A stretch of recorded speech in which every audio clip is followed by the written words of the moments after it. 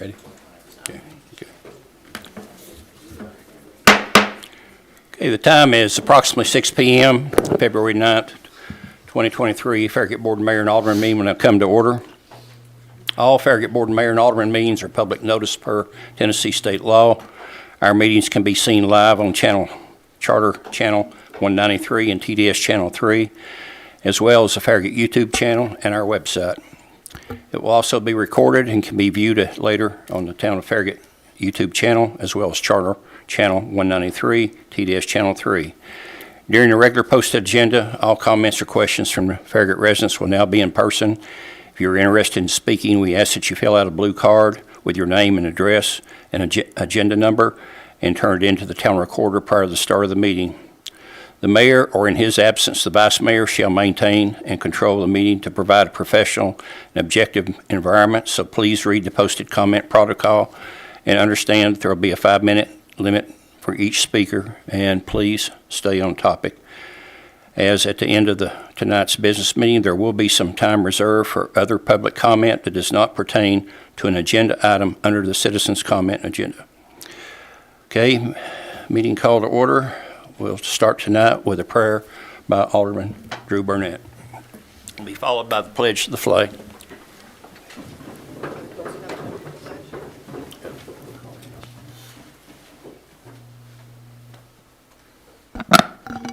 Let's pray. Father, thank you for all of our blessings. Thank you for this town. Thank you for everything that you've given us. Help us to glorify you with all that's been given to us. Pray that you would give us wisdom, knowledge, and discernment as we discuss matters related to this town. We are very thankful for it and thankful for the opportunities we have. We lift up to you those that serve our great nation, both home and abroad, that you would watch over them and their families and protect them. Pray that you'd be with our police, our firefighters, our first responders, that you would protect and guide them as well, Father. Thank you for this opportunity to meet together. Help us to glorify you with our words and our actions. Amen. Amen. Amen. Okay, tonight's pledge will be led by the Girls Troop 946 and the Boys Troop 246. Can you guys come on up front, please? The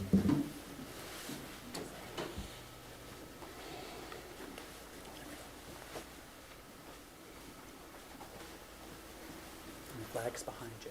Yes, the flag's behind you, ladies and gentlemen. Counselor? I pledge allegiance to the flag of the United States of America and to the republic for which it stands, one nation, under God, indivisible, with liberty and justice for all. Thank you all. Thank you all.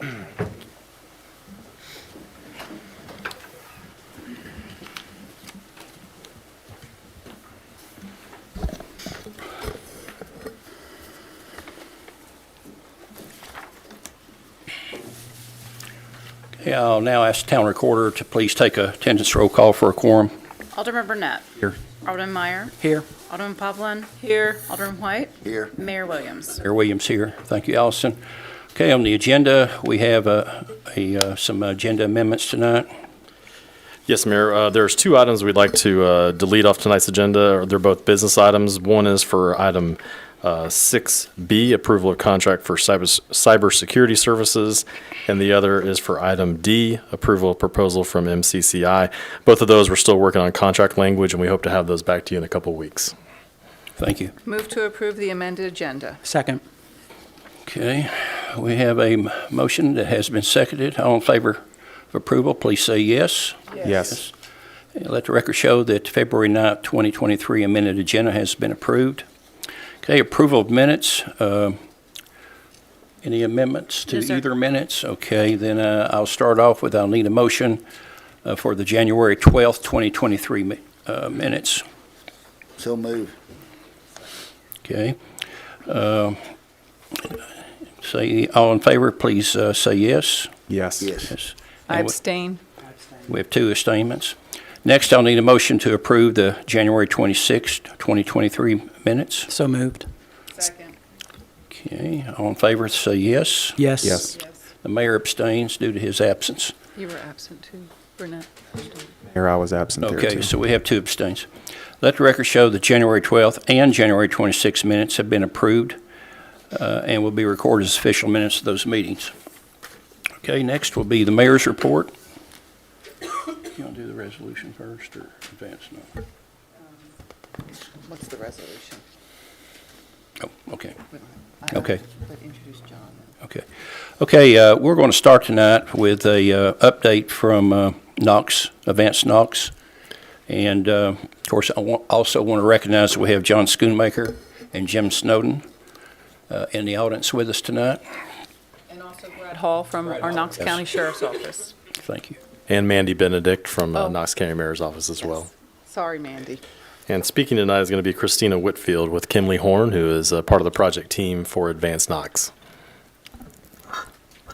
Awesome. Thank you guys so much for having us out tonight. We're really excited about the Advanced Knox process and where we are today, and are excited to be here with you all to share a little bit about it. So, quick agenda for us tonight.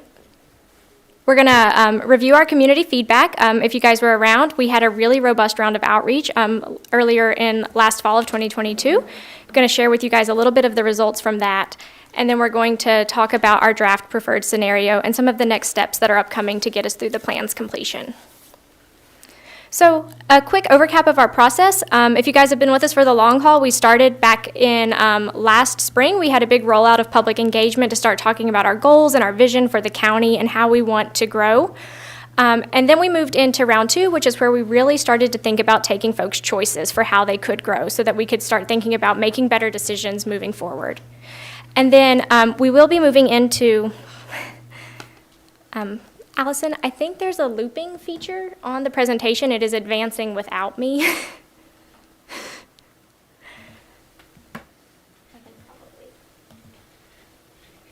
it's going way faster than I can talk. I'll let you.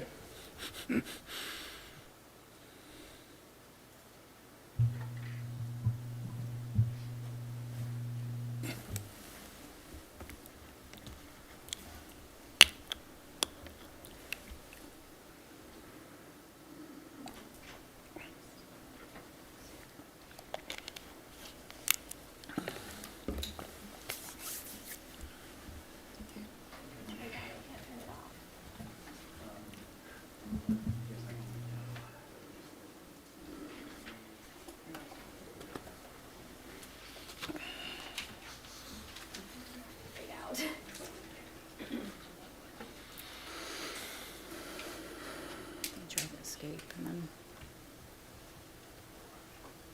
Is Jim here just to answer questions or is he part of the presentation? I'm not sure. Probably answer questions. Just looping. It's like it says use timings and it's grayed out and I can't, it doesn't allow me to unclick it. Usually if you just escape it. Allison's trying to do. Sorry about this. Our computer or her computer? It's always ours, yes. No doubt. That's the problem. We got to do something about Can this make it work. antiquated equipment we've got. That thing wouldn't come on when we first got Do you it. want to close it and try to read Allison turned it off, rebooted it, and it come on. That's on Then it was so email. loud you could hear it 2 blocks away. If it doesn't work this time, then we'll just run with it and I will. Well, now, that's not part of it. No. But Allison has a lovely family. Yes. Family. Just go ahead and say the remove restricted ones. That might be why it's. And then if you go to And her daughter looks just like her. uncheck the use timings. Call her repeat. You're so right. She looks just like her. All right, I don't think I'm going to have to speed discuss now. I think we've got it figured out. Thank you guys for your patience on that one. So, where we left off, so we are embarking on the phase where we take what we heard from the community over the fall months and start to think about what our actual preferred scenario is and what our future land use map is. So, the next couple slides will kind of take you through that public outreach and then walk you through how we will arrive at our future land use map. So our most recent round of public engagement, like I had mentioned, is what we called choices. We took different scenarios to the community and gave them a lot of information about it so that they could make decisions about their priorities and what they would like to see Knox County do moving forward. They had 3 different options. We'll talk about each of those a little bit more. We had a really great round of outreach, and I would be remiss to not give the county credit for that because their staff took on a lot of boots on the ground work. We had over 19 in-person meetings. We put together these things called Meeting in a Box, and anyone in the community could request one, and staff took their time to go out and facilitate all of these small group meetings. We had a big series of in-person public workshops, and then we also had a virtual workshop and an online survey that lasted for a full month. We had nearly 4,000 folks participate in our round 2 of outreach, which is an absolutely phenomenal number for the size of Knox County. So we were really, really excited about that and really proud of the work that the county staff put in to make that happen. So one of the key things we asked folks when we went out was to help us rank some priorities. So during that first phase of engagement, people told us what was important to them. But as a county, our resources aren't unlimited, so we have to make some trade-off decisions. And in order to understand where we might have to make some trade-off decisions when we're thinking about investments, we really wanted to know of all of these very important things, what is the most important to the Knox County community? You can see ranked here on your screen. I won't read them all off, but our top 3 were infrastructure investment, conservation, and housing options. The other kind of key question we took to folks is, if we're thinking about growing in a smarter way, what are some types of communities that may need to be introduced into Knox County to accommodate that growth in a smarter way? So we shared with them these 4 community types. They're not types that are currently available in the unincorporated portion of the county today. And we asked folks to tell us what they liked about them, what they disliked about them, kind of give us a general feel if these were something that we could kind of add to our universe of possibilities for what we could develop in the county in the future to better handle growth. So some of the things folks liked were that there was a more diverse option of housing. It wasn't just our same single-family house that's 2,500 square feet. They really liked the walkability that some of these development patterns offered. And some of the things that they didn't like were the potential for traffic and overcrowding. And then they were also a little bit of concern that it could have the opposite effect and actually drive housing and parking being more expensive. So, and then the final kind of dislike that we heard was that it could cause Knox County to lose its character. But overall, you can see that community type C and D were more preferred than some of the more multifamily, and those were our more compact, like single-family attached homes. So when we start thinking about something that's more of a townhome style. So back to our 3 scenarios. So these were the really kind of shining star of the engagement effort. We took 3 scenarios out to folks to let them tell us what they liked, what they disliked. We let them rate them as if it were a Google review. And you can see their performance here with members of the community. Our outward bound scenario is kind of our status quo, business as usual, if we do nothing else and just keep doing what we're doing today. Town and country is if we refocus our development patterns to be more nodal and centric and start thinking about creating some town centers in our already really established community cores. And then on the road, again, prioritized growth along our existing corridors instead of in that more nodal development, but was still more compact and mixed use. So what did the community tell us about each of these? For each of them, they got to rate them. They also got to leave us open-ended comments that we got to mine through and kind of better understand the feelings behind them. Outward Bound was our least popular, which is no surprise. That's one of the reasons that we're here doing the plan today, is because people aren't happy with what's going on in terms of the development patterns currently. Some of the things that people really liked about it and is indicative of just kind of the way our kind of expectations are for housing and development now is the large amount of private outdoor space. Some of the other scenarios had more public outdoor space and smaller private lots. It's easy to implement because it's already what we're doing. And then there was an interest in the fact that there would be less traffic in residential areas and less multifamily development. People's biggest concerns are pretty reflective of the values they told us. It's a pretty wasteful consumption of land, creates a more sprawled community. So when they say conservation's our number 2 priority, this kind of went in direct contrast to that priority. Our second scenario was the town and country scenario, the more nodal, town center focused development pattern. And people liked that it allowed some of the more rural areas to stay rural and not be developed out. There was also appetite for the fact that a more town center development allowed more commercial development to come into the county and allowed for a better mix of jobs and housing, so not everyone had to leave to go find their groceries or to do their kind of daily errands. And then some of the things that folks were concerned about was that it seemed like they were islands and they were disconnected from the rest of the county. There was concern that that level of density would increase the cost instead of helping with affordability, and then there was just a general concern about the level of density in that scenario. And then our final scenario was the on the road again scenario. People really liked that it invested in underutilized corridors that could be redeveloped, that might be underperforming today or unsightly, just not developed in a way that is attractive. There was more employment opportunities similar to the town and country because developing along those corridors allowed for more commercial development. And then some folks felt that this scenario wasn't bold enough and was a little mediocre, that it wouldn't quite get us to what we wanted to achieve. And there was a little bit of concern about it being too rooted to kind of traditional vehicular patterns and not providing the walkability that folks were hoping to find. So taking all of that, we move into building our preferred scenario, which is what we've been doing over the last couple of months.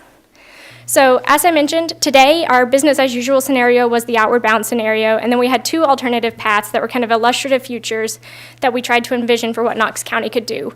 But I think it's important to know that none of those options are the one we're going to choose. We're not going to just walk away from the public meeting and say, oh, it's town and country, it got the highest score. We're going to start thinking about what people liked and disliked about them to blend it together. So to get that, we as a consultant team and a staff team sat down and we asked ourselves, what do we want to retain from some of the scenarios? What do we want to change? And what are the items that we need to confirm before we arrive at a preferred scenario? So as we sat down, we started with the town and country because it was one of the higher rated of the three scenarios. And we said, what did people like about this as we read through their comments? People really liked the town center concept. They liked the mix of uses in close proximity. Folks mentioned some of the new development off of North Shore and how they really liked kind of having Target and all of that stuff right there together. And that was kind of the shining example people kept pointing to. People liked that this had more housing options. It had a good amount of single-family detached still, which is what we're most used to in the county, but it also provided better single-family attached options and multifamily for some of our younger and older generations who might not be ready for a full single-family home yet. People really liked the defined community centers. There's a lot of pride in Knox County about which community you're from. The folks from Halls love being from Halls, the folks from Karnes love being from Halls, and people really liked that this leaned into that. People loved the preserved open space. By the more concentrated development patterns, people really liked that it allowed a lot of the rural county to remain rural. And then they liked the walkable development patterns that this allowed for those folks located closer into the town centers to be able to walk and not necessarily have to get in a car, was something they found attractive. But some of the things that we heard that folks wanted to change, they really liked that corridor redevelopment and thought that it was a good idea, even if it was not necessarily that scenario. So pulling some more of that corridor redevelopment into our preferred scenario. They wanted to think about more fiscally strong places. So a big part of this analysis was a fiscal impact analysis where we got to understand how well some of these types of development perform from a revenue generating standpoint. And then one of the things with the centers is similar to some of the comments we heard during the public was they felt like they were islands. So they wanted us to think about how to better connect those in our preferred scenario. So the big thing is, what are the things we want to confirm? So Knox County doesn't operate in a vacuum. There's a lot of things that are outside of their control or that they need to think about really strategic partnerships. So as a part of this effort, we worked to work with our utilities and their schools to think about aligning these development patterns with their needs and their growth. We wanted to think about the viability of it, whether it was fiscally realistic, whether we had the right housing mix, if we had the right mix of non-residential uses, so those commercial and business park type uses. And then we really wanted to confirm some of the locations. So like, where are the areas most critical for rural preservation? What are the centers and corridors that we should really hang our hat on? And to do that, we had our committee meetings. So we have 2 different committees. And then we have some subcommittees with the utilities and schools. We rolled these maps out, gave them all the data, and they helped us redline them, mark them up. They told us all of the good things we needed to know to modify these to make sure that they were in alignment with their plans moving forward as well. So you'll see here kind of our blended working draft of the preferred scenario. We have since taken that feedback from the community that we received on this in December and have started to modify it yet again based on that committee feedback. And I think one of the things that's important, so when we went out to the community, we showed them these report cards that kind of showed the scale of improvement and kind of what it did for each of their goal areas. And when we put our preferred scenario on there, when we think about community character, it allows greater emphasis on those centers and corridors to build some better character in. It consumed much less land, created much less impervious surface. It continued the trend of growth within existing utility service areas. There was a good mix of jobs. There was a good mix of housing options. There was better connectivity between some of those origins and destinations that people wanted to get to and from. And then there was a continued emphasis on access to parks, trails, and natural features.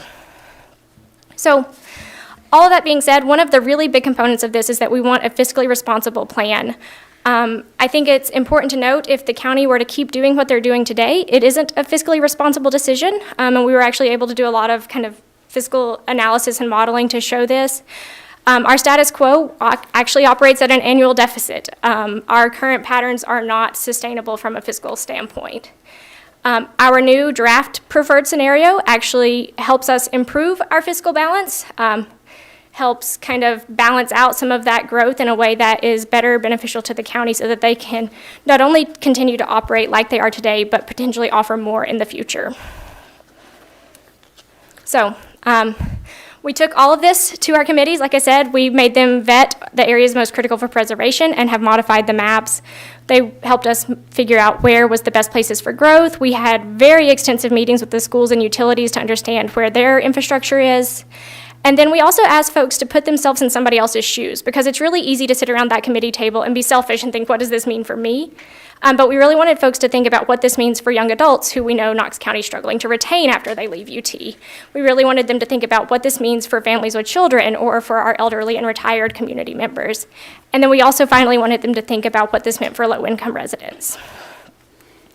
And we take all of that feedback, and some of our key next steps is we are right now working to revise our preferred scenario using all of that information they shared with us, and that will be what migrates into our new future land use map. The future land use map will be what guides the county's kind of policy and decision-making moving forward, and it will be if you're familiar with future land use maps, it's going to be more granular than our fuzzy heat maps for the conceptual scenarios, and will really be a great tool. So, January, we wrapped up the revised preferred scenario, we redid the fiscal impact analysis, and we held some one-on-one meetings with our county commissioners. This month and into March, we're going to create that future land use map and the associated policy recommendations to support it. We're also going to create transportation recommendations that respond directly to the preferred scenario so that as we're moving forward, we can be more proactive instead of reactive. And then in April, we will be holding our round 3 of public engagement, where we bring all those drafts back out, get folks' opinions on them, see what we did right, what we did wrong, how we can modify it, and then we will move directly into the plan documentation so that we can get ready for wrapping it up in May. That's all I've got for you guys. I will gladly take questions. I have a few. So you guys are going to move from, right now you have your sector plans and the full map. Are you intending that your future land use map is going to take the place of the sector plans? That is the plan right now. The plan is that the future land use map will be countywide and it will no longer be on a sector-by-sector basis. So obviously things change and grow and evolve. How will like halls go through and say, okay, we've done this and we're looking at our portion of the future land use map and we'd like to address some amendments to it. How will you go and do that? Would that be just a community going and trying to pull that community together to look at that, or have you guys envisioned how that process is going to work? That's a really great question. One of the things that we're including in the plan's recommendations is a regular update cycle for the county. So if you guys are aware, the current comp plan hasn't been updated for over 20 years. It's a little aged. We haven't landed the exact number of like how far out it needs to be updated, but it will be a formal recommendation of this planning process for more regular updates, and we're working with staff to figure out what that right balance of time is. And that way, maybe it's a more simplified process than what we're going through with this really big lift that's a multi-year process. Well, and also, I guess, because, I mean, you know it just from all the planning you're doing, Knox County's huge. Yeah. And you could be in a constant state of updating, just going, even if you just go from community, community, you could kind of put yourself in that cycle Yeah. of having to update. That's a big undertaking. We have 16 square miles, and our land use map is, we're constantly looking at it and thinking about, I can't imagine how much it is from the Knox County. There's some questions I have I don't know if you have the answers to. It's clear to me from what you guys are going through that you're probably going to have to go top-down growth policy plan. Some of the policies need to be looked at again, especially in what is allowed, densities that are allowed in the rural development, because right now it's like 3 units an acre, which seems pretty dense to me if you're trying to preserve rural character. Certainly your ordinances, residential zones. I'm not sure how long it's been since you guys updated it. I know we have an issue here with RB because it's kind of like the kitchen sink of zoning ordinances where they've thrown everything in there, and residents don't understand that you built just under 12 units an acre for apartments right next to a very low-density residential because the zoning allows for it. So there's this kind of stuff like that. And then your subdivision regulations, because obviously that's where, if you want to have connectivity between these nodes and have some walkability, that's going to have to be required in the subdivision regulation approval. I don't know how you guys do it. I don't know if that's just a county, the planning, Jim, is that a planning commission? The subdivision regulations, are those strictly done by the planning commission? Does the county commission get involved in that? They both, but one of the things I wanted to address, Vice Mayor Paulman, is the next step for the county in this endeavor that we're asking for a funding request for in the fiscal year coming up is a unified development ordinance. Because this, obviously, the land use plan is only the first step, and to your point, like that RB zone, you're right, there's some, our zoning ordinance is 40 years old and is very antiquated, so the next step, as soon as we hopefully get everything wrapped up with this in the summer, is we're going to move forward with another consultant to draft a unified development ordinance that codifies those subdivision regulations, the zoning ordinance, the stormwater standards, all the building code, fire code, everything in one document, so that it's easier to for the constituent to navigate. Yeah. I appreciate that. I kind of like that idea. We're struggling through, and Mark is looking through our subdivision regulations. We haven't updated ours. We adopt changes here and changes there, but as he's reading, he's like, so it's, and like I said, we're 16 square miles. It's a little different when you're dealing with the variety of communities that you have. So I know that's no small task, but it's always something that I'm looking at just from what touches us. We are curious to see how, I know that there's a lot more development that is potential on North Shore in Choteau area. And right now, there's not a requirement that they put in turn lanes and decel lanes, and that's an arterial, and it's, it gets clogged up from all the different housing coming in. So I'm pleased to know that you guys are looking at that. It's something that I think would help our community, would certainly help the Choteau community, but in turn help us because we're absorbing a lot of traffic from sometimes when it gets clogged up there during rush hour. A lot of the issues that we're dealing with have a lot to do with things that don't flow well in the Choteau area and the old Concord area. So I'm always looking at that stuff. I'm a planning geek. I love to see how you guys are working through this. I think this is a big undertaking for Knox County, and I'm glad that they're looking at it. And I'm glad they're looking at it from a good fiscal use, responsible use of our dollars. It's important. So thank you. I appreciate your time. Thank you, Vice Mayor. Any other questions?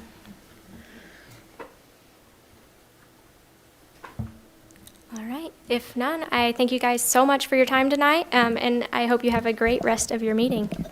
Thank you. Thanks for coming. You.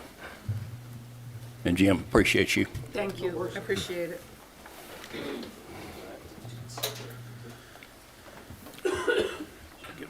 Give them a few minutes. Let Allison get.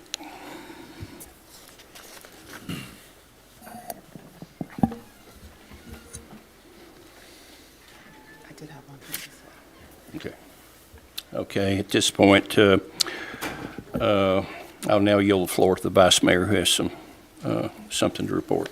Board, I'm not sure if you're aware that, you know that we're trying to be a tree city. We're trying to be, I don't know, designated a tree city. So we've created a tree board, and one of the things that we have to do is an Arbor Day celebration.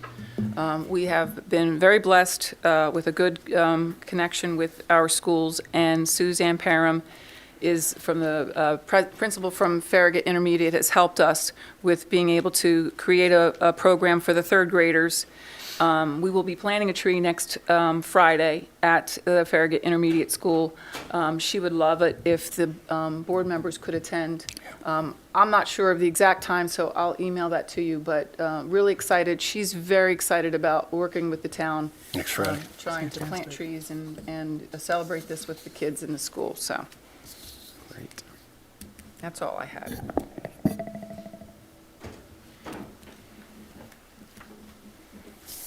Okay, we'll start tonight with, we have two first reading ordinances for review and public hearing. The first one will be ordinance 23-01, an ordinance to amend the Code of Ordinance of Town of Farragut, Tennessee, pursuant to the authority granted by Section 6-2-201, Tennessee Code annotated by amending Chapter 109, signs, to replace the existing sign ordinance with the ordinance. Bart? I'm Bart Hose. I'm the Assistant Community Development Director. I'm here for Ordinance 2301 to make some amendments to the town's sign ordinance. The existing ordinance was adopted in the spring of 2020. I think it was June. It was done after considerable work by and input from a steering committee. So there was a number of steering committee meetings on it.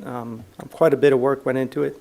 The project involved rewriting the entire existing ordinance at that time to be more legally defensible and content neutral.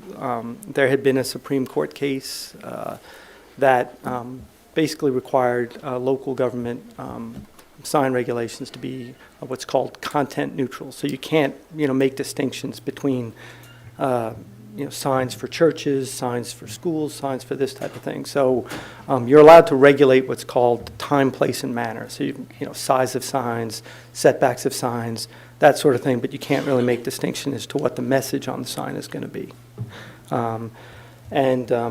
Also, while creating a new ordinance that was more content neutral, there were also other changes and updates that were made at that time. That ordinance, again, the 2020 ordinance has now been in place for a little over, actually over 2.5 years. It's pushing 3 years now. The town staff's been working with the Visual Resources Review Board to, look at that code, see where maybe we may have missed some things. There might be areas that need to be clarified, or just other problems that have cropped up with using it over the span of almost 3 years now. The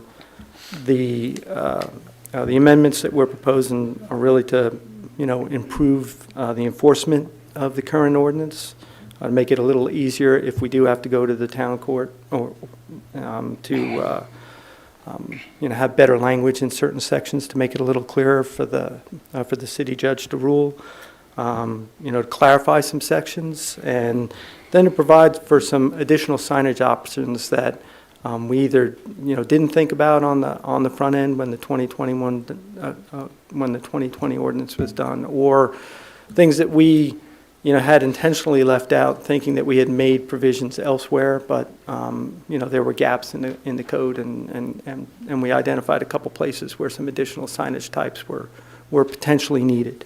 The VRB reviewed and recommended the current draft that's before you now. at its October 2022 meeting. The Planning Commission then first reviewed and discussed the ordinance in a workshop session at its November 2022 meeting, and then subsequently formally reviewed and recommended the amendments onto this board at its January 19th, 2023 meeting.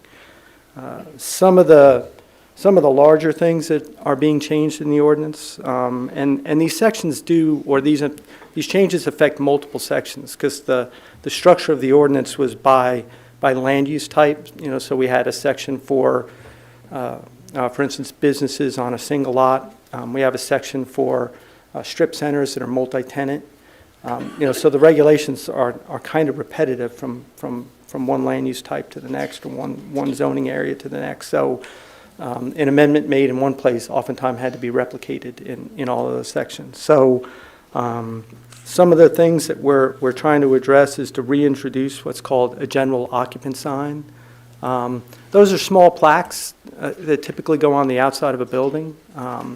They were in the preceding ordinance, and they were taken out because in the 2020 ordinance, we increased the amount of window signage that would be allowed. And so at the time, the steering committee and staff felt, and the VRB felt that the addition in of the window signage would make up for the general occupant signage. But there are some buildings that don't have as much window space on them. There are some other instances where it was just a useful sign type where someone could, put a small directory outside the door of a business that, or a building that might have, several doctors in it and that sort of thing. So we felt a need to put that back in as a permitted sign type.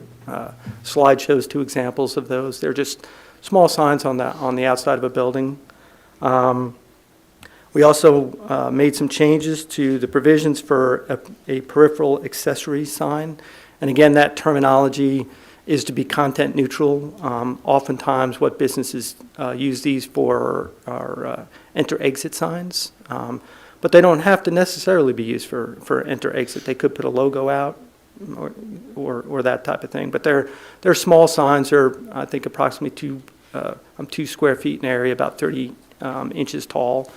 But we had only made provisions in the 2020 code for one per entrance, and that doesn't really accommodate enter and exit. So, we had a number of businesses that wanted to add for that. So that's one of the changes. Another change is to provide for both general occupant signs and peripheral accessory signs at HOA properties.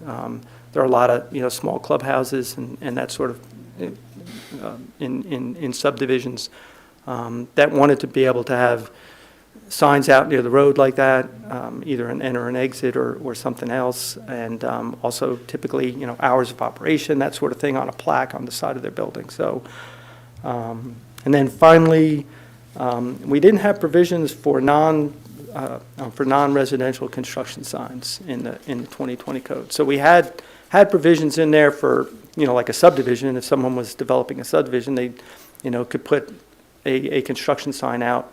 But we didn't really have anything on the books for that sort of non-residential type of construction. So that would be things like a business development, an apartment complex development, and typically either the lender wants to have a sign up or the construction company. Oftentimes they sequence through. It might start with the lender and a coming soon. And then it might be the construction company, and then it might go back to a coming soon for the business name. So there is demand for that type of signage. So we wanted to have some provisions in place for that. Again, a lot of these amendments really hit multiple sections of the code.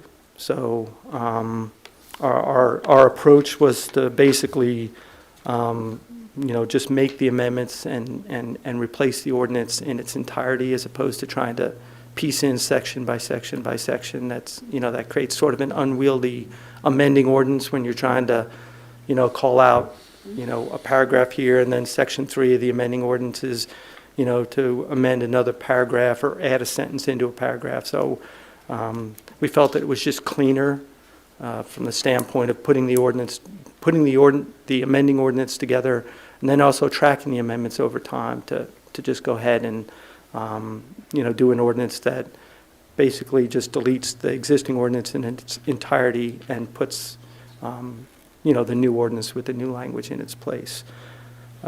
In your packet, I had included the text of the of the proposed new ordinance.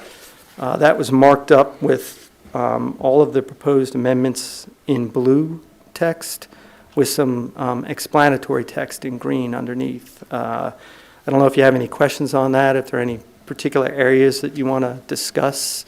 If you want to go through it section by section, I don't know if you want to do that or not, but I'm here to answer any questions you might have on any of the proposed amendments or take any comments you have on those. Okay, do we have any initial questions for Bart before we ask for a motion? I have a couple, Mr. Mayor. For Bart? Yes. Okay, go right ahead. Bart, it seems to be the popular thing now when we're going to change an ordinance or change something we don't like, we use the word clarify. So my question for you is, I'm assuming that you were in most, if not all, of the meetings with all the committees or whoever met. Does that seem correctly? Yes, sir. Yeah, most of them. Can you tell us who in all of those meetings wasn't clear, didn't understand the existing ordinance, or? Well, part of the clarifications are for the general public and for the sign companies that that are working with the ordinance and making applications for sign permits. We do all the permitting through our department in community development. So we see a lot of the the need for clarity in certain places where people don't necessarily understand it. And then also, as a practical matter, the codes enforcement things tend to run through our department as well. And we have staff that will appear before the city court and the town judge.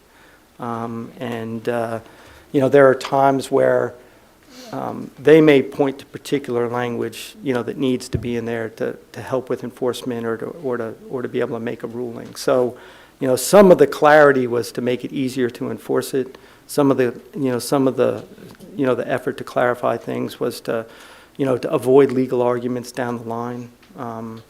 And some was just a matter of just working with it, where someone would ask us a question and we'd go back and read a section and be like, yeah, that could be a little clearer. So it was just a combination of things that came up, that just areas, since we were making some changes, to go ahead and clarify some language where we thought it needed to be clarified. So the 4 items that you have on your sheet, they're new, right? Those are new signs or new situations for signs. They don't cover all of the amendments in the ordinance, but those are things, like I said, on the general occupant sign, the small plaques on the outside of building that were eliminated in the 2020 version of the ordinance, and that in dealing with businesses or with someone developing a HOA building, a clubhouse in a subdivision, they wanted to be able to put that type of sign up, but we had no provision for it. So, we felt that was something that was needed. It's not a lot of signage. It doesn't create a big impact on the community, but it was something that there was demand for. So we thought it would be good to put in. Again, on the peripheral accessory signs, the 2020 ordinance really only made provisions for one per access, that just didn't seem to be enough. It was for some businesses, but then there were others that felt like they needed more than that. And for instance, the Eubank up there, they have an entrance road, and then down the ways they have an exit driveway cut. Well, they wanted two. Well, that presented some problems with the existing ordinance. Those four listed there were signs that the existing ordinance either didn't address at all or didn't provide enough of. And so those were the changes we were proposing. I don't think they were in there at all. No, they weren't in the 2020. Those are new items that had to be either added to the old ordinance or make a new ordinance, one of the two. So y'all found it necessary to delete the entire ordinance in order to add these and make some revisions to the existing. Yeah, I mean, we thought that it was a cleaner approach to doing the amending ordinance. If not, we would have had to go through and had an amending ordinance with multiple sections. There would have been there would have had to been a section for every change that you see in blue text here. There would have to been, section 2 would be amending, the definition section by adding the definition of general occupant and then what it read. Then it'd have to be a section 3 that would then move on, to the next amendment, and it would, either doing a paragraph or adding a sentence to a paragraph. And that becomes very unwieldy when you're trying to write an amending ordinance and do it that way. It becomes very difficult for, a board such as yourselves to be able to track along as to what's changing, because essentially you have to have the original ordinance in front of you and the new language, and to be able to read the amending language in the context of the paragraph or the list of items that's in the existing ordinance. In this way, you get everything clean together to where you can read it the way it's going to read in final form. And then also just from a standpoint of even being able to go back after the fact and track, if you've ever had to go back and find out whether or not, was such and such permitted correctly under the existing ordinance. Well, if you do amendments by paragraph and sentence, and you're trying to go back and track over time whether something that was permitted 5-6 years ago was done under the ordinance at the time, oftentimes then you have to go back and pull out all those amendments and start reading back through section by section. So, with a short ordinance like this, it's only however many pages it is, 30 some odd pages, that's going to have multiple small amendments in multiple sections. I mean, I personally think it's cleaner and easier to just wipe everything clean and just drop in the new language. Well, yeah, I understand that, but that's the code as it is. I mean, you got the same situation with everything else. You got pole lights in several sections.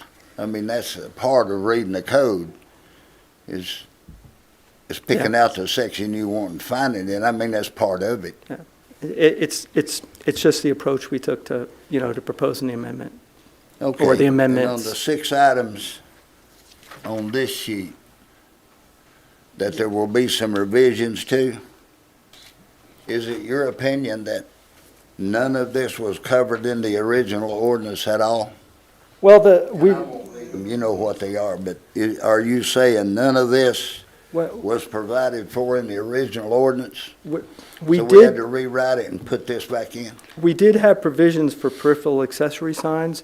We just didn't provide for 2 per driveway cut. We only provided for 1. So we had some provisions, but we felt like there needed to be more. We did not have provisions for general occupancy signs on either for businesses or for the clubhouses and subdivisions and that sort of thing. I'm talking about yours now. I'm talking about these 6 items.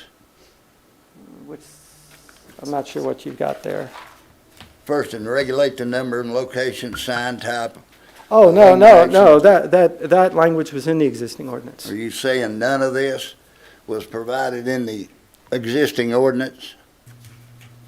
You're talking about section 109-2, the top page of the ordinance? You guys deleted the entire ordinance. That's And- what my paper says. It's necessary to delete the entire, so it doesn't exist anymore. No. So my question is, Was this protection not in the original ordinance that we're putting in now?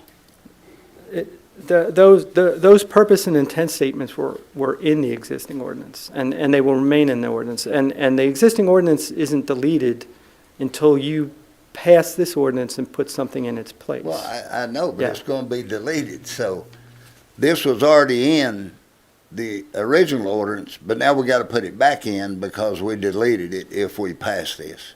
Is that what you're saying?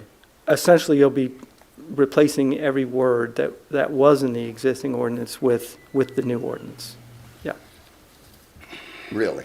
Yep, the whole thing. I mean, basically, you take chapter 109 out of the municipal code, and if you pass the ordinance, 2301, when it passes, the existing language is deleted, and it's immediately replaced by the new language. And all this is brand new? Or No, is only the blue is brand new? Only the blue is Well, brand new. then you didn't replace it. You just, No, what you did was amended it. Mr. Mayor, may I make a point of order? This is supposed to be, I'm sorry, Bart, this is supposed to be a question and answer, not a dialogue. So I'm going to bring Alderman White back to the intent. We're not having discussion. Do you have any other questions for him? I'm asking him questions. No, you're debating with him, I'm and that's not the asking point him of this point. questions. No, you're not. You're debating back to I'm him. not understanding. No, I'm I asking understanding him completely if what you you're got a doing. problem, You need to ask a deal with it question later. and then get the answer so we can move on. Did I not just ask you a question? Well, the amendment, the amending ordinance, 23. I just not ask you a question regarding these What items. other questions do you have for him, Alderman White? None of your business, Wait a because minute. I've got the floor for Guys, questions. let's calm down just a minute, okay? The point of this discussion right now is to ask Bart specific questions prior to your turn that you will have.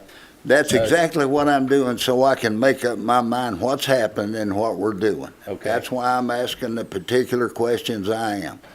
I think they're fair. He knows the answer. He's willing to answer them. Sure I is. don't see the That's what we're problem. sitting here for. So please ask the questions so we can move on. That's exactly what I'm doing, unless I'm interrupted again. No, you're not. You're fine. Okay. Go ahead. So I think you've answered the question. Yeah. This Essentially, is original language, but the blue is what we intended to change in it. yes, sir. Yes, sir. Okay. And essentially, what we'll be doing is taking the old chapter 109, sliding it out, and sliding in a whole new chapter 109. Well, once again, it's not entirely a whole new, we're still using some of the, Yeah. I understand what jump you're in. saying. Some of the language is the same as it was. It's just, rather than try to create an ordinance that breaks out each one of those changes independently, we're just doing it together. So, Right. yeah. Now, Yes, sir. let me preface something on this. This was, all went over in the VRRB. It was a public meeting. It was discussed. The board, that particular board went over just about everything in here. And what Bart has brought us, I'm glad you're asking the questions because they're relevant. It was what was discussed during that particular meeting and why he got to where he's at with it right now. So a reason he does have the answers is because this was all discussed and there was a lot of different dialogue on why should we keep this and why should this be replaced. So I hope that helps as far as the, that's understandable, but I was not in that meeting. well. That's why I have questions on what I've got now. Okay, it's, as an open meeting, it's something that we all can attend. I attended part of those meetings when I was in town. So it's, all this was discussed to the point to where it was brought for them to look at as a whole into the planning commission and now to us. So, Exactly. Can I think, Alderman White, can I provide, I think, a little clarity? Sure. To what's going on, because people are hearing the word replace and they're hearing that we're redoing the whole thing. So everything in black was approved in 2020. If he went through and tried to do these ordinances, the blue parts, individually, because usually when you're just replacing a small section of ordinance, it'll say in section 109 dash 6 definitions, general occupancy sign. And then when you get further into it, we've broken the sign ordinance into different land uses. I understand So he's that. adding the general occupancy sign to commercial, he's adding it to the residential, he's adding it to, so you would have, every time you were adding that same language in, you'd have a amend section, da-da-da-da, chapter, blah, blah, with, and then add this. So this would probably be more than the 35 pages we're looking at, just because it gets so weird, wordy, and quite frankly, to me, it would be unwieldy. I would want to see it, even if you put it in that condition, I'd want to see it in this condition so that I could read through it and see in context, what are we adding here and what are we, so I think there was a lot of concern that we were changing up the entire ordinance. We're not. We're just adding in, and instead of trying to make it really not understandable, staff decided, let's just insert this in here, and then we'll have the old ordinance with these new amendments. Does that make Yeah, he sense? explained that, and Okay. I understood it. I Okay. appreciate it, though. Okay. Yes, thank you. Yeah, I'm very thankful, really, that you put this in blue and the green because, and the black, because it's, for anybody that wants to look at it, they can see where the changes were and why the changes were. So does that conclude your Yes, questions? I don't have any more questions, Mr. Mayor. I'll Okay, you'll still reserve be, my comments until the you'll still be comment called on. session. Okay, then, I will need a motion. Move to approve. Second. Okay. Do we have anyone signed up to speak on this? We do. We have Michael Wilson at 412 Eisenhower Street. Okay, Mr. Wilson, would you like to please step to the mic, please?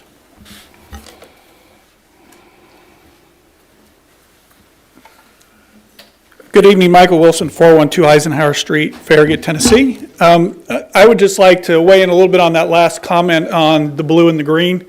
I truly appreciate that. I was able to review the entire update to this section in about 20 minutes today using that format. So I think this is a best practice for larger revisions like this of Farragut ordinances and documents. I think this was a great way to go. I would make one recommendation to Bart and to Mark is that if there's any language that's removed, that be stricken in red, as we usually do. And if there is no language that's being stricken, that be annotated either in your comments on the agenda item or on the document itself. I had to go page by page to see if there was anything being removed because that was not clear. But again, thank you. I think that's a great process. Or was any language removed? There was not. Well, there were little, Yeah. pieces where, Like a and and a the and the, Yeah. okay. But I didn't see any whole sections that were removed, like a whole area of the ordinance, so. Correct. What I want to speak to tonight is, I don't expect you to put this in before you vote tonight, but I want to bring this issue up. It's more of a legal-related issue. Within the sign ordinance, section 109-12, it really regulates the various land use and zoning districts of what types of signs are permitted. There is no breakout for public property in subparagraphs A and the subsequent subparagraphs. There is subparagraph A that says signs permitted in all zoning districts, and I'll give a couple of examples: flags, political or campaign signs as provided under Tennessee Code Annotated, signs placed on behalf of government agency or entity, street and address identification numbers, temporary signs specifically authorized by the town to promote specific events, programs, and community objectives. Now, under a Supreme Court ruling, Reed versus Town of Gilbert, in the decision, subparagraph E in there says, this decision will not prevent governments from enacting effective sign laws. The town has ample content-neutral options available to resolve problems with safety and aesthetics, including regulating size, building materials, lighting, moving parts, and portability. And the town may be able to forbid postings on public property so long as it does so in an even-handed, content-neutral manner.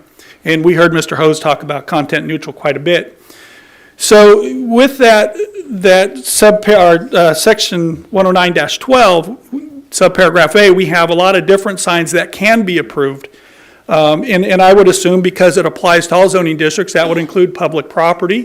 And I think I've seen signs on public property for town-related events. 4th of July parade, I vaguely remember seeing one in the front of Village Green. I believe it was in the right-of-way, public right-of-way. I don't believe it was on their private property.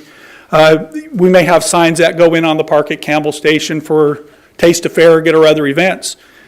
My concern with this is, during the last election cycle, Mr. White came and asked to have signs put in the public right-of-way.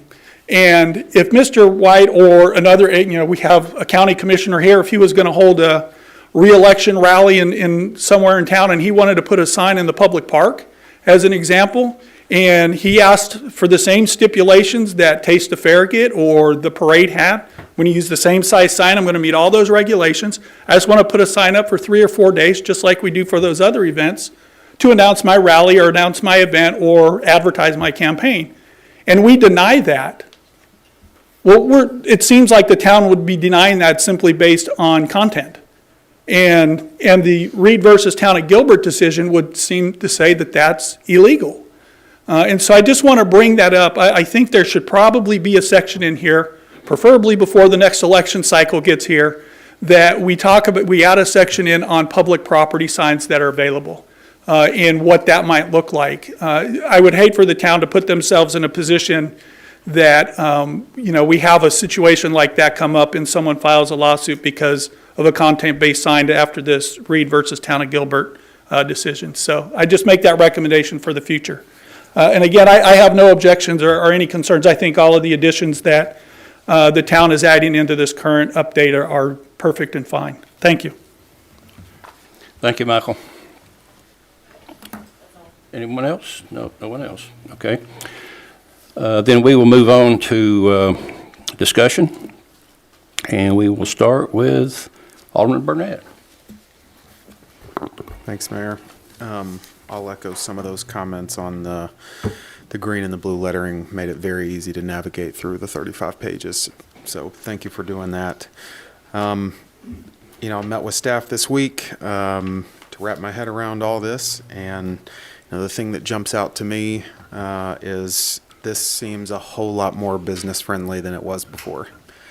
And that's something that I know a lot of business owners in this town, and when you hear people rumble about being business friendly, this is business friendly. This is more business friendly. Allowing signs for businesses, HOA signs, business driveway signs, placards on buildings, just like the Knox Fox one that was shown on the slideshow. Directional signage in development, construction signs for new developments, all are very positive things that if you talk to business owners, they say, I just want my name out there a little more. I want them to know who I am. And I think these added signs are a great step forward. So I don't have any other questions that I haven't already got answered, Mayor. Okay, great. Good points. We'll move on to Alderman Meyer. So I want to thank the Visual Resources Review Board for the time they spent on going through, which I think Vice Mayor Pavlin said a short ordinance, but 35 pages is still a long ordinance in my opinion. And the changes are very good, as Alderman Burnett had mentioned. The one point of language that I do want to make a suggestion on is on page 20. And I will read it for those of you. It's at the very top. It's in blue, obviously. For those in the audience who don't have the package in front of you, the language reads, existing ground signs not undergoing reconstruction. Remember that. Not undergoing reconstruction may be required to make incremental improvements in an effort to more fully comply with these standards, moving forward towards compliance whenever reasonable. In my mind, there's two types of businesses' signs that are not undergoing reconstruction. The first type are those signs that there is going to be a change made. The business owner has decided to incur the expense. They've filled out an application with the town. And in those cases, those kind of signs, this language makes sense to me. I think the way the language reads, it could be misinterpreted that a second group of signs that are not planned to be changed, the business owner has not decided to make any kind of expense or incur an expense, that second group, I think, is at risk with this language because we haven't restricted the language to just those signs that are in the process of being changed. What I don't want is someone to look at this and say, well, gosh, this language means that the town can insist a business owner, regardless of whether they're trying to change the sign or not, the town can come in and actually make the business incur expenses for signs they don't plan to change, and I'm not comfortable with that. So I would like to see some kind of language, and I was just kind of playing with it. I used to teach English, and now I don't, so just bear with me here. But something to the effect of applicants for sign changes other than new construction or reconstruction may be required to make incremental changes, something like that, to where we're really kind of saying it's only those signs that are in the application process that there might need to be incremental changes. We're not going to go after existing signs that are grandfathered in. Yeah, I get. I bet you do have something, yeah, don't you? that was brought up. And I'm sure whatever you've got is better than what I've got, so that's fine. So this could be some amending language. Thank you. The new is in red. Okay. We would just add what's in red to the existing text. We'd have to do it in several places again because it replicates. Same language is on page 20 and on page 26. Okay, Scott, you want to read this then? Yeah. Read this into the record. So the change would be existing ground signs being refaced or altered in a manner requiring a permit, which is perfect, but not undergoing reconstruction, may be required to make incremental improvements in an effort to more fully comply with these standards, move towards compliance whenever reasonably practical. Yes. Okay. I'm very pleased with that, thank you. Other than that, I have no other suggested changes. Okay, that's, Yes, you it's got- reasonable, okay. yes. then we'll move on to Vice Mayor. I'm trying to find out where, I wanted to just add to Alderman Burnett's points about business signage and business presence, and nobody really understands that more than I do, and how important it is to be seen. And a lot of our older shopping centers are set far back off the street, and now we have frontage buildings that are in front of them. You look at West End, and all the trees have grown up, and it's hard for them to have street presence because you just can't see them. So one of the things that we did come to that conclusion was in 2010, 2011 timeframe, we really worked on the special event permit signs to balance the fact that one of our founding principles was we were going to have clutter-free right-of-way, and I think most people appreciate how that looks, and our community looks very clean and very well taken care of because we don't have a lot of sign clutter. But we had to balance that with the fact that these businesses don't have street presence, so there's these special event permit opportunities. So, and I've explained it to small businesses. I said it to when the cheese shop, Euphoria, by the way, 2-year anniversary coming up, that this should be part of their marketing program, that they get a base sign that they put out. They can put it out 10 days at a time, 4 times, and then at Christmas time, they have it out from Thanksgiving to Christmas time. So there's an opportunity for them to get that street presence. That sign isn't out there all the time, so people don't just start ignoring it. It gets popped up there, and people, oh yeah, they're there, and people, that's an opportunity that our businesses, I feel like, don't take as much of advantage of, and it's one of those things that we need to get out and get that word out to them, because there's some businesses that are aware of it and they have it in their marketing plan, but there's a lot that don't. So I appreciate what you're saying. So that was where we tried to find that balance as well, and that's all I had. And I appreciate you reading that and seeing that. That's important. Amendment. And can I add just to your comments, that change needs to be made on page 20 and page 26. Okay, thank you. Have you got that that Bart and Allison had written Yeah, down? Okay. yeah, I'll go great. through the whole ordinance and make sure that, Okay. you know, that if there's any place else. Next, Alderman White. Thank you, Mr. Mayor. I want to first make the point that my comments are not directed at any employee, any staff member, any community volunteer on any of the committees. They're just things that I have noticed. I'm not saying this whole ordinance is bad, but I have my personal opinion, and I think I'm entitled to that, since we seem to be a government that's going to run on personal opinion rather than a code from now on. So one minor thing is in the definitions, we have a definition of an athletic field. Well, if anybody remembers, we just changed an ordinance a couple of months ago, the lighting ordinance, and we had to define field was.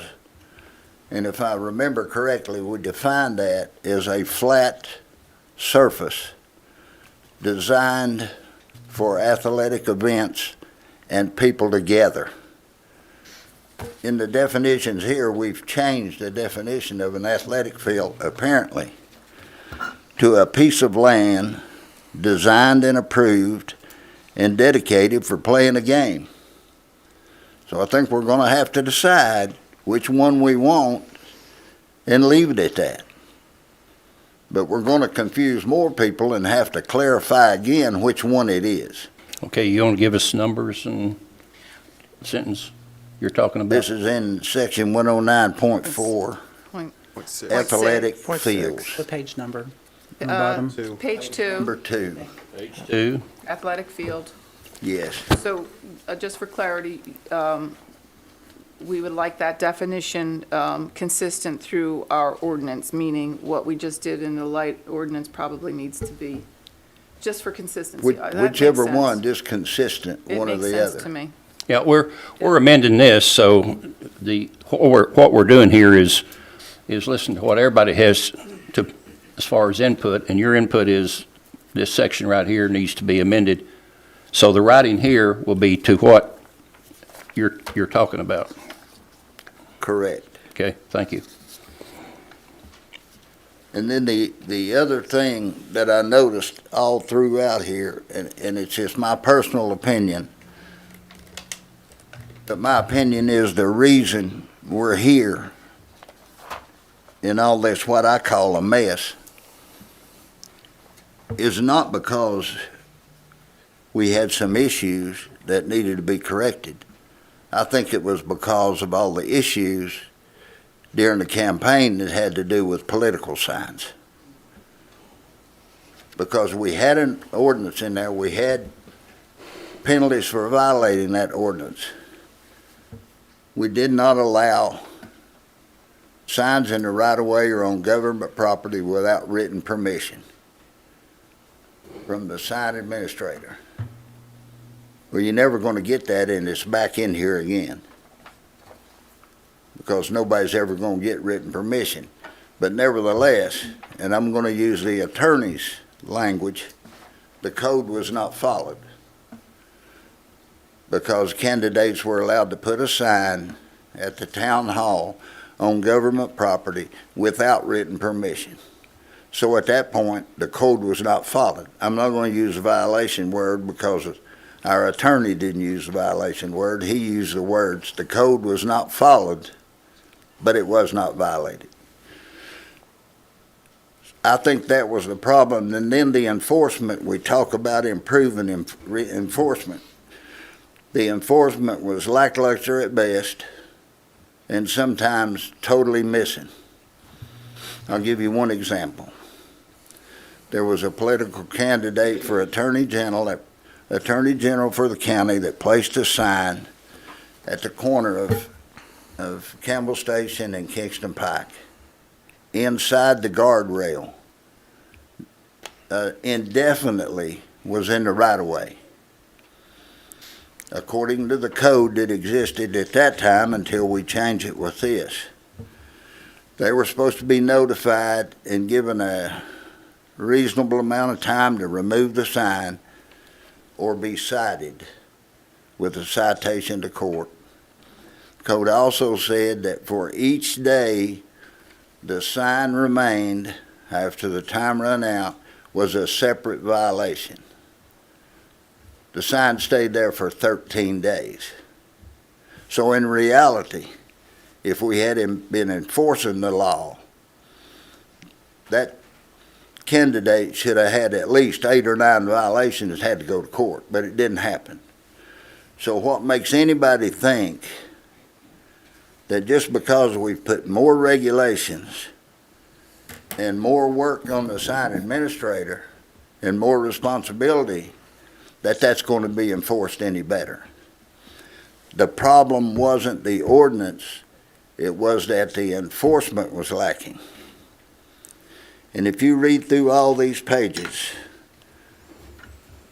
we've put 4 or 5 times more work on the sign administrator. If you look through here, he's got to review every permit. Now we're going to require an as-built survey when there's going to be a ground-mounted sign. But in addition to that, we're going to require a advance survey to show where it's going to go. He's got to review both of them to see if there's any violations before they start. And there's 5, 6, 7 pages in here where we give him something more to do with all the other things he's got to do now. So it's my contention, this ordinance was totally unnecessary. We have 4 methods. Any committee has 4 methods by which to change an ordinance: a revision, an amendment, a variance, or a special exception. Either one of those will work if you've got a problem with an ordinance you need to cure. And I understand the fact that it's going to be in a separate section, it's going to be in another section and all that. And that's not all that bad. I read it all the time. I read every section. I can find it. But you delete an entire ordinance and start all over. Doesn't make any sense to me. Of course, I'm just a country boy. I don't know a whole lot. But I know this. This ordinance is a bad ordinance. And I've got a suggestion. And of course, nobody will listen, because we all know, and you all know, the vote was already made before we got here. We know how everybody's going to vote. And everybody in the audience that have been here before knows how everybody's going to vote. But I have a suggestion. Take this back to the committees and let them ask for a special exception to allow political candidates to place 1 sign at the town hall during the election and then enforce the ordinance that's there and penalize people who violate it. It's simple. That's my suggestion. That's my recommendation. Thank you, Mr. Mayor. I have no more comments. Okay, sir, thank you. I think we've pretty well covered everything. Mr. White had a lot of points, good points, and this will be something that I think, Bart, you can go back and add what we hear on 20 and 26 for us. Yep. Okay. This will be the first reading, and I think, can we do that? If you are okay with the changes that Bart had proposed tonight, then it would be best to go ahead and amend Amend to them add now? those in Okay. those 2 sections. Did you make the motion, Scott? I made the motion And you originally. seconded? Did I second it? You seconded it. Okay, so can you just amend your motion and I'll second, withdraw your original motion and amend it? Okay, Can you this is amend it? complicated. Let's see You if we can can get just through amend this. it and The you kids can are in the second the audience. amendment. Let's try to do this right. So I'd What like about to the definition on athletic Yes. field? Do you want that as well? Yes. Yeah. Okay. Please. withdraw my original motion, and I would like to move to approve the new sign ordinance with the additional language that we added tonight, and I don't know how to, Sign For- base, amendment to the sign base and architecture. the sign, okay, so amendment to the sign base and architectural compatibility. Thank you. And Section athletic H. field. And then also the definition of athletic field. I'll second. Okay, so the first amendment to it was by Alderman Meyer, and you're including Alderman White's Yes, sir, I am. suggestion on Yes, athletic that's a good field? suggestion. Okay. Is that fine with you, Alderman White? Yes. Okay, that's what I want to know. Okay, so we have a amended motion. Okay. So we will ask, and I think we've had sufficient discussion, so I'll ask the town recorder for a roll call vote, please. Alderman Burnett, Yes. Alderman Meyer, Yes. Alderman Povlin, Yes. Alderman White, No. Mayor Williams, yes. Let the record show that the amended ordinance 23-01 has been approved by a roll call vote on first reading, 4-1. Okay, next will be ordinance 22-02, an ordinance to amend the Farragut Municipal Code, Chapter 22, Article 5, driveways and other excess ways, Section 22-149. Permit approval, A, to permit access for single-family residential lot proposed onto a non-local street to be reviewed by engineering staff unless a concern is identified regarding the requested access, in which case such a request shall be presented to the Planning Commission, the Board Mayor and Aldermen for approval, and this will be the town of Farragut applicant. Good evening, I'm Mark Shipley. I'll present this ordinance for you.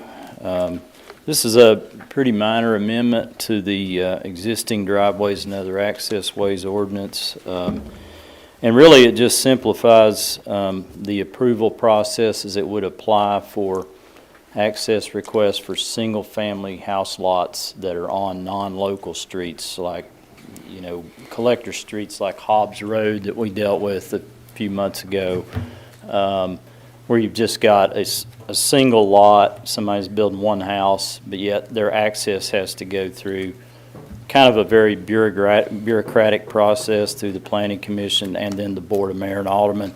So all this amendment would basically do is give the, in cases like that, the engineering staff would have the ability to approve those accesses unless they felt like there was a concern or an issue with that. And then in that case, it would have to go through the current process through the Board of Planning Commission and the Board of Mayor and Aldermen. And that way, where these accesses have been evaluated, there's no sight distance concern. It's serving one house lot, and it really doesn't have the ability to be extended to serve additional lots in the future. That decision can be made at the staff level and not have to take that applicant through two different bodies and 3 public meetings potentially. So that's really all that ordinance 23-02 is recommending. When this was presented to the Planning Commission at their meeting in January, it was unanimously recommended for approval, and the staff recommends approval of ordinance 23-02 on first reading. Approve. Second. Okay. Do we have anyone signed up to speak No, on sir. this? No one? Okay. Discussion, we'll start out with Alderman White. No, sir. No discussion. Alderman Meyer. Pass. Pass. Alderman Burnett. It's a good change, streamlining the process, making it quicker, just makes a lot of sense, and I like these that make a lot of sense. Vice Mayor. I concur with Alderman Burnett's comments, nothing else. Yeah, same here. Okay, with discussion closed, I'll ask town recorder for a roll call vote, please. Alderman Meyer, Yes. Alderman Povlin, Yes. Alderman White, Yes. Alderman Burnett, Yes. Mayor Williams. Mayor Williams, yes. Let the record show that ordinance 23-02 has been approved by roll call vote on the first reading, 5-0. Thank you. Okay, business items. Looks like we now have 4 business items on tonight's amended agenda to review and consider. We'll start off with approval of the 2023 Forget-Me-Not 5K. Yes, sir. This is very similar to the 5Ks they've done in the past. It is an approval for the event that will be benefiting the Pat Summitt Clinic at the University of Tennessee Medical Center. It's scheduled for the morning of April 15th and is anticipated to have over 750 participants. It's coming to the board because of the use of the streets within the Village Green subdivision. Restrooms and water stations will be provided, and volunteers will be responsible for defining the race route and cleaning up after the event. The Knox County Sheriff's Department will provide traffic control, and a nurse will be present for any medical issues. Staff recommends approval of the event subject to proper notification to any affected entities and the provision of adequate traffic control. As noted above, the applicant is proposing to use volunteers to mark the course. Proposed motion is to approve the event application on April 15th involving the use of the town's right-of-ways and pedestrian facilities for the Forget-Me-Not 5K for Alzheimer's benefiting the Pat Summitt Clinic. Move to approve. Second. Okay, anyone signed up? No, sir. Do we have a representative? No, sir. We do not? No, we do not. Okay. This This- has been run before, right? Yeah, Yeah. we've had this quite a few times. Alderman Meyer, Pass. Alderman White. Yes. We're just taking comment right now. No comments? I have none. Okay. Alderman Burnett, No questions. Vice Mayor. I have none. Well, I think this is a great event. It's for a great cause, and I'm very thankful that we've got a group that participates in this. All in favor for this, please vote by saying yes. Yes. Let the record show that the request has been approved as presented. Okay, we're going to move it on to the second one, is approval of contract for information technology professional services. Yes, sir. In October of 2022, the town released a RFQ for information technology, consulting, and general services for upcoming projects, studies, and other related items for a 3-year period. The projects may include, but are not limited to, cybersecurity audits, grant writing, information technology, 5-year strategic planning, and fiber optic design, networking, construction, and implementation. 14 proposals were submitted, and the eGov team which consist of representatives from each department, interviewed the top 5 vendors. The town of Farragut conducted and implemented its first IT strategic plan in 2016. Since that time, the town has hired a full-time IT manager to implement the plan and handle day-to-day IT management. IT needs and solutions are rapidly changing, and it is evident the IT consulting firm was needed as an additional resource to update our strategic plan, provide expert advice on fiber optic networking for town facilities, review network deficiencies, and implement additional cybersecurity measures. Of the 5 vendors interviewed, Avera was selected as being the most qualified vendor to provide those consulting services. The estimated time to complete the IT strategic plan is 62 days. Once that plan is complete, town and Avera staff will prioritize projects and continue implementation of the plan as funding allows. The proposed motion is to approve the contract for information technology professional services with Avera Advisors in the amount of $49,429 for information technology strategic plan and additional services as needed. So moved. Second. Okay, any resident comments? No, sir. Okay, we have some representatives. Yes, AV with Avera is here if you'll have any specific questions that I probably will not know the answer to. Okay. Neither will I. I don't even know how to ask a question about it. Good evening, Board. Okay, would you identify yourself? I'm Abhijit Varakar. I'm the CEO at Avera Advisors. Okay. Thank you. Where are you located? Maryville, Tennessee. Okay. I live in West Knox, so down the street from Farragut. Okay. We'll start off with Alderman Meyer, I pass. Alderman Burnett, I'll pass too. Alderman White. No comment. Vice Mayor. I have nothing. I have nothing as well. Go get them. You do what you do. Is that it? Just Thank you. Closed. I'll ask all in favor of approval, state by saying yes. Yes. Let the record show that the contract has been approved as requested. Thank you. Okay, next will be approval of Resolution 2023-02, supporting local Parks and Recreation Fund. LR, or LPRF grant application. Hello, Lauren. Lauren Cox, Park Manager, Town of Farragut. I'm going to move this away. I'm a little loud. The purpose of this item is to approve the resolution for our 2023 LPRF grant application. This will affect Mayor Bob Leonard Park and McPhee Park. This grant is generally announced every 2 to 3 years, and they cap what they give us at $500,000. This year, there is no cap on the request, and it does require a 50% match from the town. What you're seeing on your screen is Mayor Bob Leonard Park. We are asking to resurface Fields 1 and 2. Fields 1 and 2 were put in 2013 and 2014, so they're both, one is at 10 years, the other will be in the next fiscal year. Both of these fields have reached their max. The maximum life of synthetic turf is 8 to 10 years, so we're there. And they both have a high amount of usage on both of those fields. They have been well loved by our community. And while they are not yet unsafe, they have reached that critical timeline of their existence. And so the renovation of those fields will include the removal and the replacement of the turf, repairs to the concrete and the wood nailer boards that go around that hold the turf, and an allowance for any drainage issues that we might find once we remove the carpet from the fields. And then the disposal of the turf comes at a cost as well.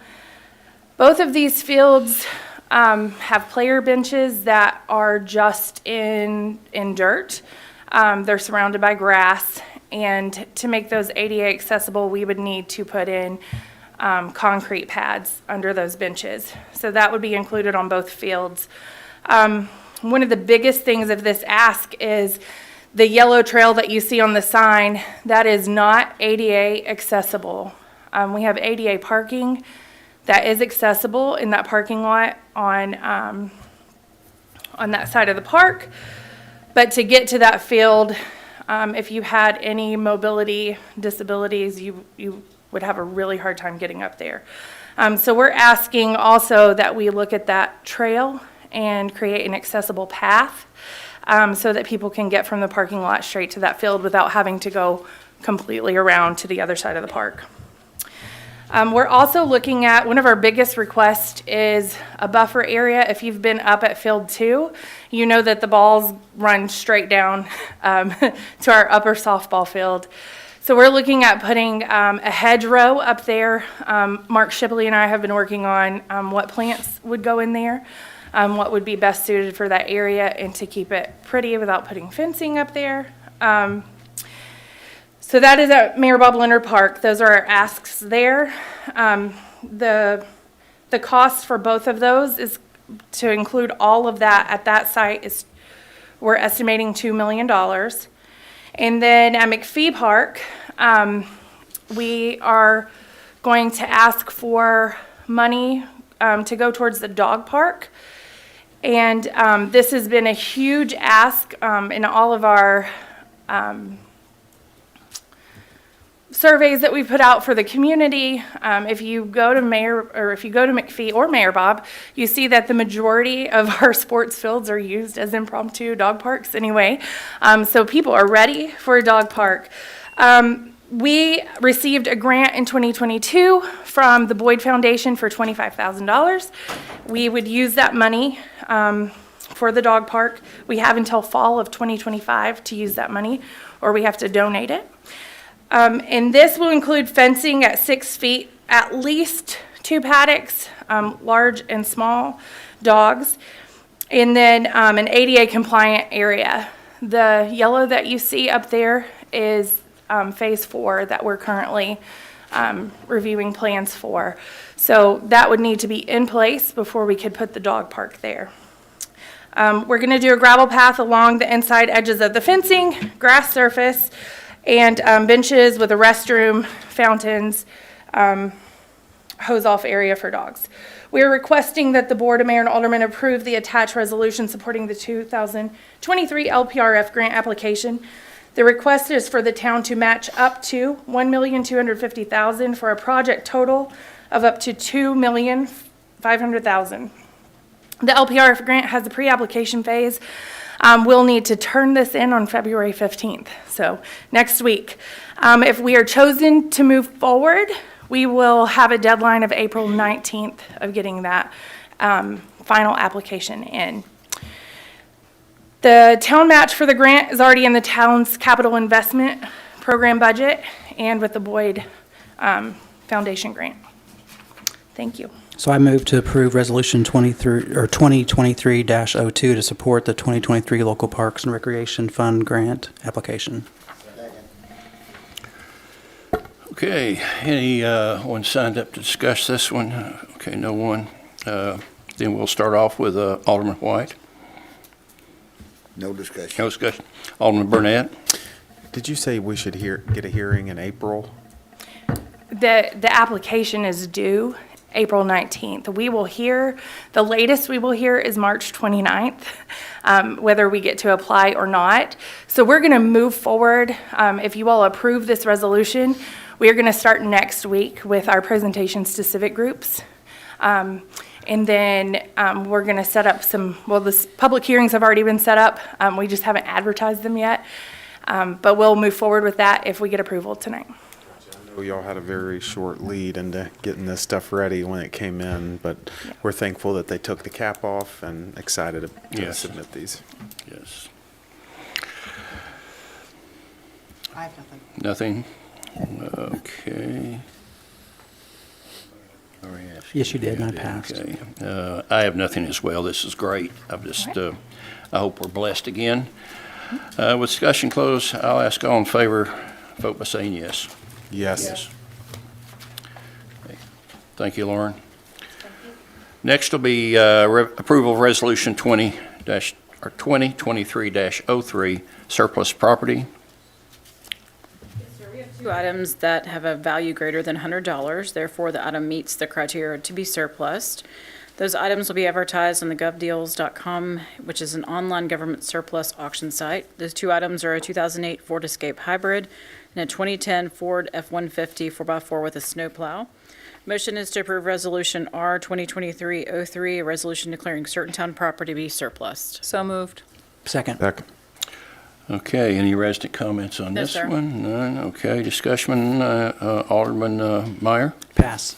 Alderman Burnett, Questions? Vice Mayor, Alderman White. No, sir. I have none as well. Discussion closed. I'll ask that all in favor of the vote by saying yes. Yes. Yes. Okay, let the record show that the resolution has been approved as requested. Okay, next will be the town administrator's report. I have nothing to report tonight, Mayor. Nothing, okay. An attorney is not present, so we go to citizens' comments. I have no one signed up? Oh, we do have some. Do y'all have those papers filled out? If you've got them, if you'll give them to Allison. What are they doing? Someone's commenting. Yeah, they had them filled out. The little blue sheets? That's all they have is Yeah. questions. We can do Okay. this after. If Oh. just one of you guys could stand back and just answer some questions. All right. No, you can- I have one. I have one thing. Okay. Just because we don't have any more public input, I just wanted to get the board's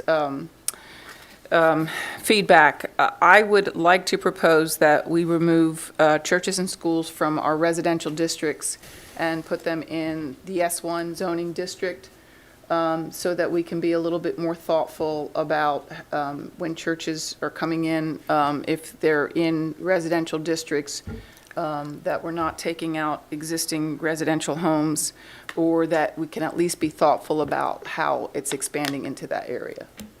I don't know if there's any interest from the rest of the board to consider that. Okay, we'll start with Alderman White. I don't totally understand what she's saying. Right now, under R1, R2, R3, all of those allow for churches and schools. So, and Bel Air is an example. Concord Concord Baptist wanted to expand a little.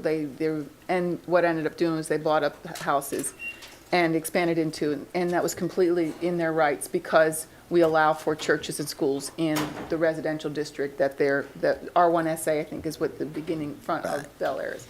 So my proposal is that we take churches and schools out of all of the residential districts, allowed out of the residential districts, and put it into S1 so that they would have to request a rezoning if they're moving into a residential, what is residentially zoned.